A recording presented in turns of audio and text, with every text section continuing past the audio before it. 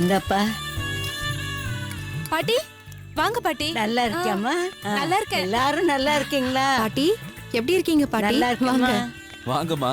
ஐயா வணக்கம் ஐயா. இப்பதான் நினைச்சுக்கிட்டே இருந்தேன், வரேன்னு சொன்னீங்களே ஆளை காணுமேன்னு. நல்ல வேலை வந்துட்டீங்க, ரொம்ப சந்தோஷம். கரெக்டான நேரத்துக்கு வந்துருவேன்ல. பொங்கல் ரெடி ஆயிடுச்சுன்னா எடுத்துட்டு வாங்க, அபிஷேகத்துக்கு நேரமாகிட்டு இருக்கு. வந்துட்ட பூசாரி ஐயா. பொம்பதி பொங்கல் ரெடி ஆயிடுச்சு. ரெடி ஆயிடுச்சுங்க. சரி எடுத்துட்டு வாங்க, சாமி கும்பிடலாம். வாடா. சரி வாசுபு. வாங்க பாட்டி. அத்தா பொங்கலை அம்மா, பத்திரமா பார்த்து எடுத்துட்டு வாங்க. வாங்க. அத்தை நீங்க எடுத்துட்டு வந்துருங்க.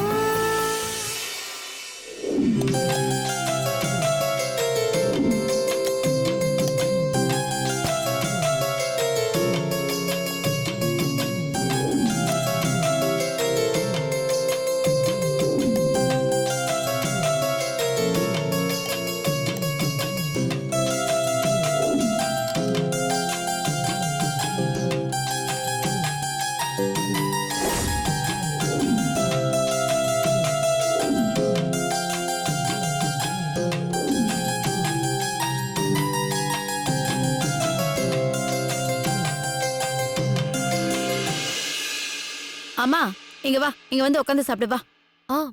பரவாயில்ல அத்தை.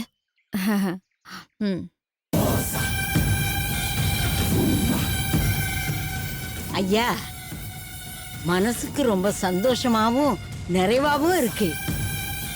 உங்களுக்கு எல்லாம் தோணலாம், உங்க குலதெய்வம் கோயிலுக்கு படையல் போட வரும்போது நான் எதுக்குன்னு நினைச்சிருப்பீங்க. சேச்சே அப்படியெல்லாம் இல்லம்மா, யாரும் அப்படி நினைக்கவே மாட்டாங்க. உண்மையை சொல்லணும்னா என் மனசுல இருந்த உறுத்தல் ஒரு நாளும் என்ன நிம்மதியா தூங்கவே விடல. உங்க குலதெய்வம் கோயிலுக்கு உங்களோட கூட வந்து சாமி கிட்ட நான் செஞ்ச பாவத்துக்கு பிராயச்சித்தம் தேடிக்கணும்னு தோணுச்சு. அதனால தான் நானும் வரேன்னு கவிதா கிட்ட சொல்லி அனுப்புனேன். எனக்கு தெரியும் ஐயா, உங்க சம்சாரத்துக்கும் சரி உங்க பொண்ணுக்கும் சரி என்னையும் என் பேத்தியையும் பிடிக்கலதான். அதுல ஒன்றும் தப்பு இல்லை. நாங்க செஞ்ச கொடுமைக்கெல்லாம் உட்கார வச்சு விருந்தா வைக்க முடியும்? இவ்வளவு நடந்ததுக்கு அப்புறமும் என் பேத்திக்கு ஆதரவா இருந்தீங்களே, இத நான் மறக்க மாட்டேன் ஐயா.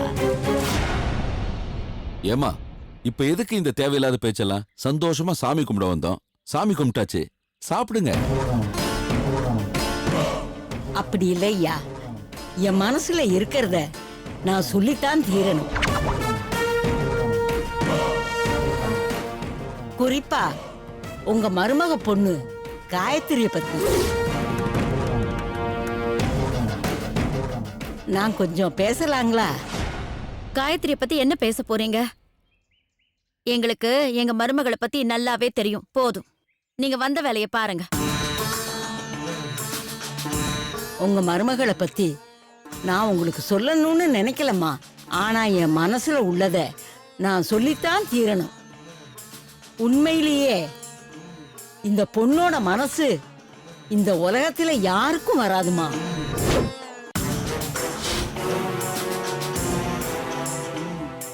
இத நான் சொல்லித்தான் உங்களுக்கு தெரியணும்னு இல்லை. ஆனா சம்பந்தப்பட்டவர் நான் சொல்லித்தான் அதுக்கு அழுத்தம் சேரும் இல்லையா? என்னதான் பாட்டி சொல்ல வரீங்க? கொஞ்சம் தெளிவா தான் சொல்லுங்களேன். இல்ல தம்பி, உண்மையை சொல்லணும்னா நான் உங்க குடும்பத்துக்கு துரோகம் பண்ணவ. நான் சாக போற வரைக்கும் இந்த உறுத்தல் என் மனசை விட்டு போகாது. என்ன விட்டுருங்க, என் பேத்தியை எடுத்துக்குங்க. அவ மனசுக்குள்ள எப்பேற்பட்ட தவிப்பு இருக்குன்னு எனக்கு தெரியும்பா. தப்பு செய்யறவங்கள விட தப்புன்னு தெரிஞ்சு செய்யறவங்களுக்கு குற்ற உணர்ச்சி கொஞ்சம் கூடுதலாவே இருக்கும்பா. நான் தான் இந்த பேச்சு வேணான்னு சொல்றேனே. நீங்க சொல்லிடுவீங்க, ஆனா நான் சொல்றதுக்கு சிலது என் மனசுக்குள்ள இருக்கு. உங்க குடும்பத்தை அழிக்கணும்னு முடிவு பண்ணி கவிதாவையும் சந்திரனையும் அனுப்பி வச்சவ நான் தான். இன்னைக்கு என் பேத்திக்கு நல்ல வாழ்க்கை கிடைச்சிருக்கு. அவன் முகத்துல சிரிப்ப பாக்குறேன். இன்னைக்கு பாதுகாப்பா உங்க வீட்டுல இருக்கா.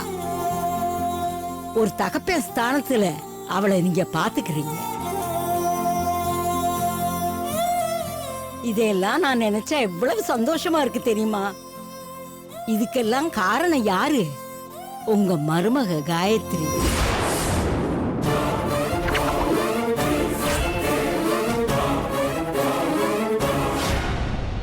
உங்க மருமக காயத்ரி இல்லன்னா இன்னைக்கு என் பேத்திக்கு வாழ்க்கையே இல்லாம போயிருக்கியா? பாட்டி, என்ன இதெல்லாம்? இப்ப எதுக்கு என்ன பத்தி தேவையில்லாத கதையெல்லாம் சொல்லிட்டு இருக்கீங்க? முதல்ல சாப்பிடுங்க. தேவையில்லாத கதை இல்லம்மா, தேவையானது மட்டும்தான் நான் சொல்றேன். உன்னை பத்தி அதிகமா சொல்றதுக்கு எனக்கு எதுவும் தெரியாது. நாம அதிகம் சந்திச்சதில்ல, பேசுனதில்ல, பழகுனதில்ல. ஒருத்தரை புரிஞ்சுக்கிறதுக்கும் எடை போடுறதுக்கும் வாழ்க்கையில உன்ன மாதிரி ஒரு பொண்ண இதுவரைக்கும் நான் பார்த்ததே இல்லை.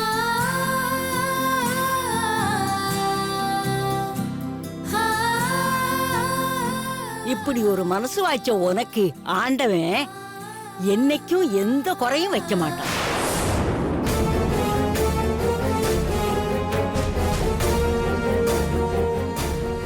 இன்னைக்கு உனக்கு கல்யாண நாள். குலதெய்வம் கோயில்ல பொங்க வச்சு பூசை போட்டு சாமிய வேண்டியிருக்கோம். நான் சொல்றேன், எழுதி வச்சுக்க. நாளைக்கு உனக்கு நல்லபடியா குழந்தை பிறக்கும்.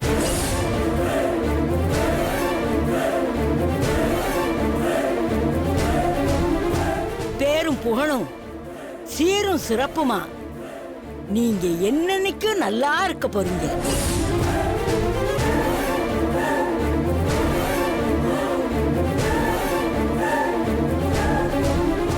இது வெறும் வார்த்தையா வர்றதில்ல, என் அடி மனசுல இருந்து சொல்றேன். நீ நல்லா இருப்ப. எல்லாரும் நல்லா இருக்கணும்னு நினைக்கிறவங்க யாரும் நாசமா போனதா சரித்திரமே இல்லை. பாட்டிமா, முதல்ல சாப்பிடுங்க. சாப்பிட்றேன்யா, திருப்தியா சாப்பிடுறேன், சந்தோஷமா சாப்பிடுறேன். வாழ்க்கையில இன்னைக்கு மாதிரி நான் என்னைக்குமே சந்தோஷமா இருந்ததில்லை.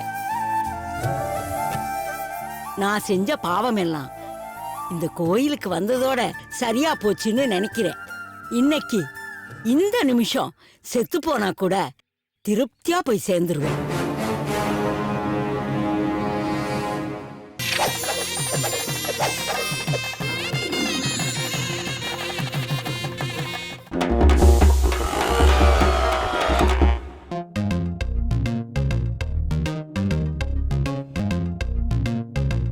How to satisfy a girl? Actually மச்சான், புள்ளி ஆடியன்ஸ் ஞாபகம் இருக்குல்ல, தளபதியாலேயே தடுக்க முடியல. What is the economic policy change in India? When India will become superpower? இந்த சூப்பர் சிங்கர் யார் வின் பண்ணுவான்னு நினைக்கிறேன்? என்ன ரியாக்ஷனே காணோம். சார் அப்ப நீங்க தானே அவரு? சார், வீடியோ விடுங்க சார். அடுத்த ஆடியோ சார்.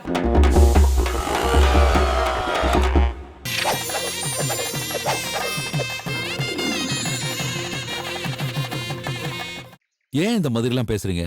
நல்ல காரியம், நல்ல நாள், நல்லதை மட்டுமே நினைப்போம். அப்படி நினைச்சுதான்யா வந்தேன். நல்ல விஷயத்த 4 பேர் காதுல விழுகிற மாதிரி சொல்லணும்னு ஆசைப்பட்டேன். இந்த பொண்ணு எவ்வளவு நல்லவ, எவ்வளவு உத்தமின்னு இங்க இருக்கிறவங்களுக்கு நான் சொல்லி தெரிய வேண்டியதில்லை.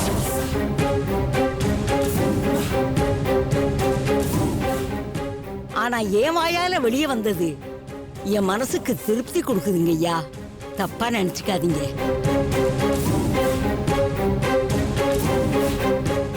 உள்ள சாமி பூஜை நடக்குது. பிரசாதத்தை நாம எல்லாரும் உட்கார்ந்து சாப்பிடுறோம். என்ன பொறுத்த வரைக்கும் நான் உங்க குடும்பத்தோட தொடர்பு வச்சது இந்த மாதிரி தான் நினைக்கிறேன். நான் சொல்றது உங்களுக்கு புரியுதுங்களா? இன்னைக்கு இந்த பொண்ணை பத்தி சொன்னதெல்லாம், நான் சொல்றதெல்லாம் சுவாமிக்கு மந்திரம் சொல்ற மாதிரி. இதுக்கு மேல என்ன ஒண்ணும் கேட்காதீங்க. படையில நான் வச்சிட்டேன், பலனை சுவாமி தான் கொடுக்கணும்.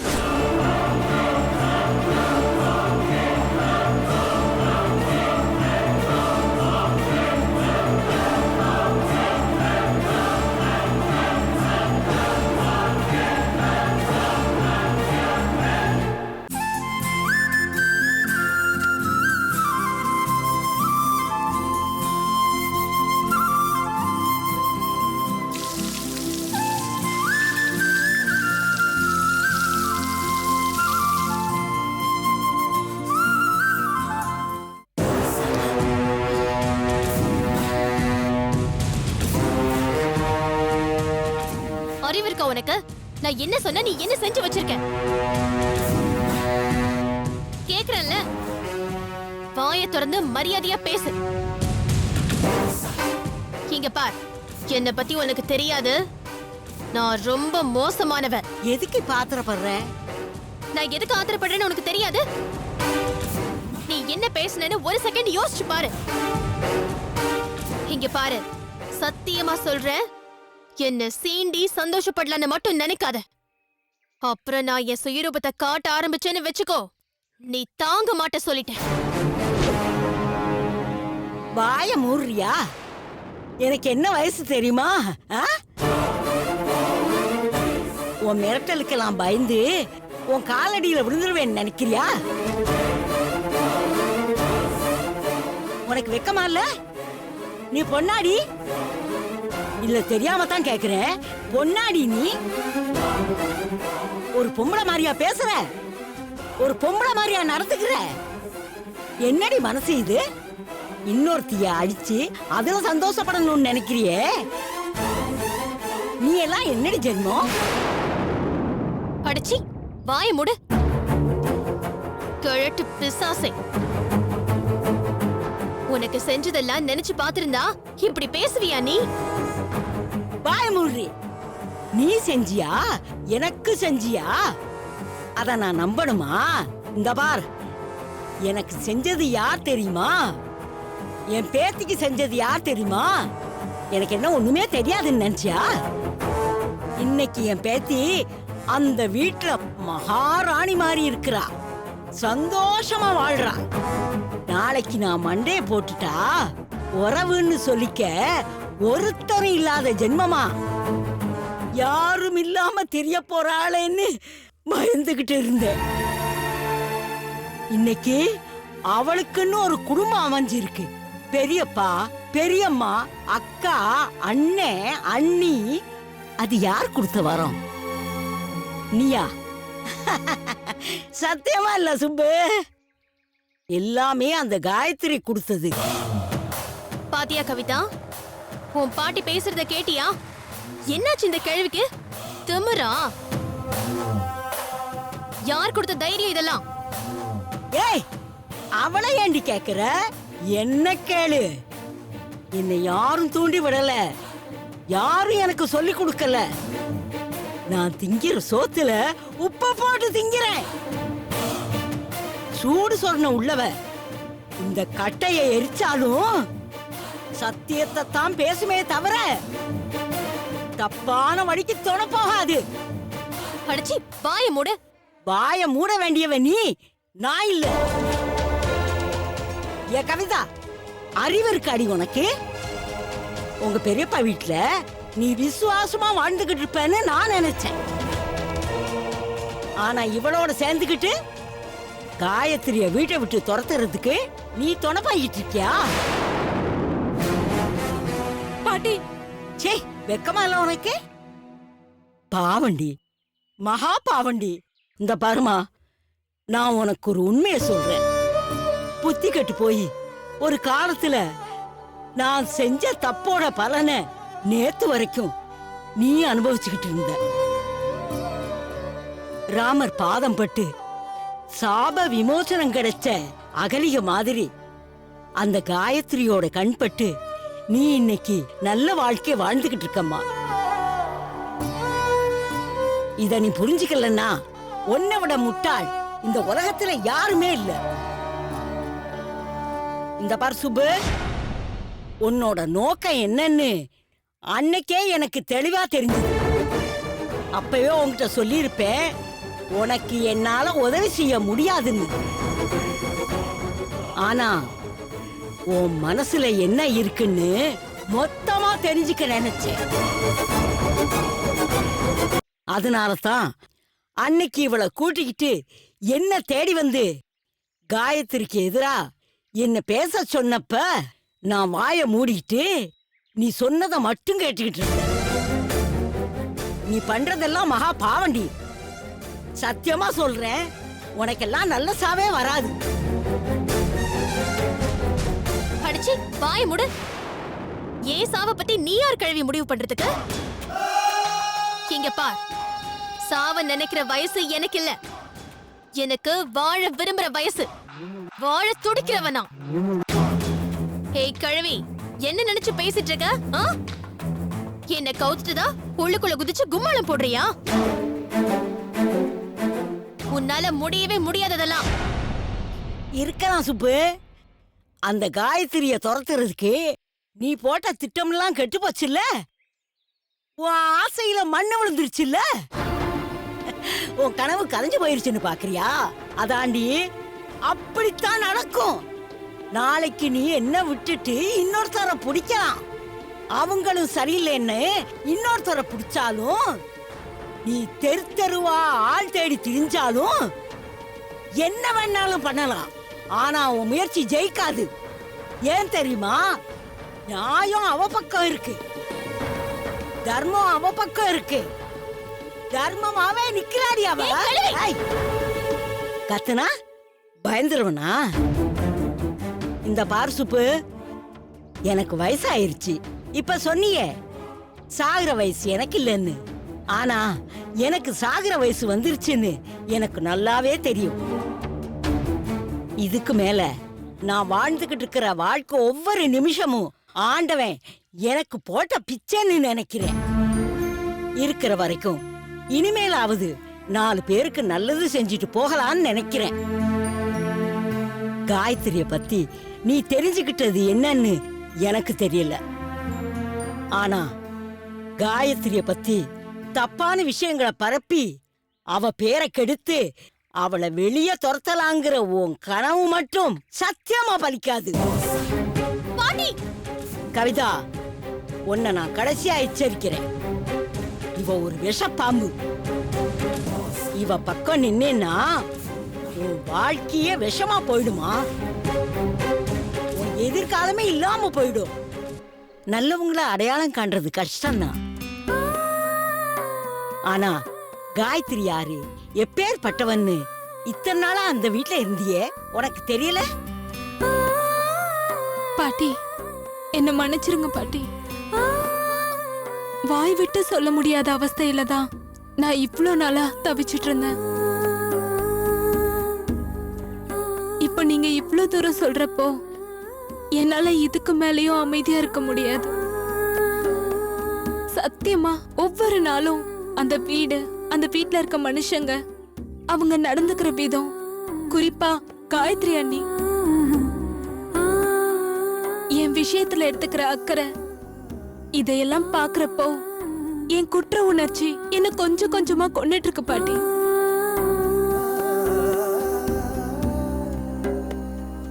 ஆனா இவங்க தான் அந்த வீட்டுக்கு என்ன அனுப்பி வச்சது.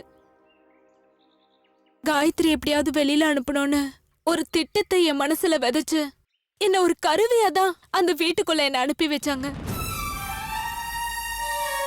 நம்மள ஜாமீன்ல எடுத்ததே இதுக்காக தான் சொன்னாங்களே. ஆனா அவங்க சொன்னதை நாம செய்யாம போயிடுவோமோன்ற எண்ணம் தான் இப்ப வரைக்கும் அவங்க திட்டத்துக்கு எல்லாம் தலையாட்டிக்கிட்டு அவங்க சொல்றதை எல்லாம் கேட்டுட்டு இருந்தேன். உன்னை நினைச்சு வெக்கப்படுறேன் கவிதா. மகாபாரதத்துல கர்ணன்னு ஒருத்தன் இருந்தான். துரியோதன தப்புத்தான் பண்றான்னு தெரிஞ்சிருந்தும் அவன் கூட நின்னான். அதுக்கு என்ன காரணம் தெரியுமா? சின்ன வயசுல இருந்து அவங்களுக்குள்ள இருந்த நட்பு. தகுதி இல்லாத தனக்கு ஒரு ராஜ்யத்தையே தூக்கி கொடுத்தாங்கிற விசுவாசம். அப்படி இவ என்னடி உனக்கு நன்மை பண்ணா? இவ ஜாமீன்ல எடுக்கலன்னா நீ வெளி வந்திருக்க மாட்டியா? இவளுக்கு முன்னாடியே காயத்ரி தாண்டி உன்னை ஜாமீன்ல எடுக்க முன் வந்தா. ஜெயிலுக்கு வந்து சந்திரனை பார்த்து இது சம்பந்தமா முதல்ல பேசுனது காயத்ரி தான். யார நம்பியும் நாம இல்ல கவிதா. சத்தியமா சொல்றேன், இந்த உலகத்துல ஒவ்வொரு மனுஷனும் வாழ்நாள் முழுக்க செஞ்சு தீக்கிற தப்ப நம்ம மொத்தமா எல்லாத்தையும் இதுக்குள்ளேயே செஞ்சு முடிச்சிட்டோம். இதுக்கு மேல வாழ்க்கைன்னு ஒண்ணு நமக்கு இருக்குன்னா அது நாம செய்யற புண்ணியத்துல அம்மா இருக்கு. தயவு செஞ்சு சொல்றத கேளு. இவ சங்காத்தமே நமக்கு வேண்டாம். இவளோட தொடர்பை நீ வச்சுக்காத. ஆனா காயத்ரி அப்படி இல்ல. அவ காட்டருவி மாதிரி, பெய்யற மழை மாதிரி, ஓடுற நதி மாதிரி, மத்தவங்களை வாழ வைக்கிறதையே வாழ்க்கையா வச்சிருக்கிறா. அந்த நல்ல மனச இனிமேலும் நோகடிக்கிற மாதிரி நீ நடந்துக்காத. மீறி அப்படித்தான் பண்ணுவேன்னு சொன்னேன்னா நான் உனக்கு பாட்டியும் இல்ல, நீ எனக்கு பேத்தியும் இல்ல.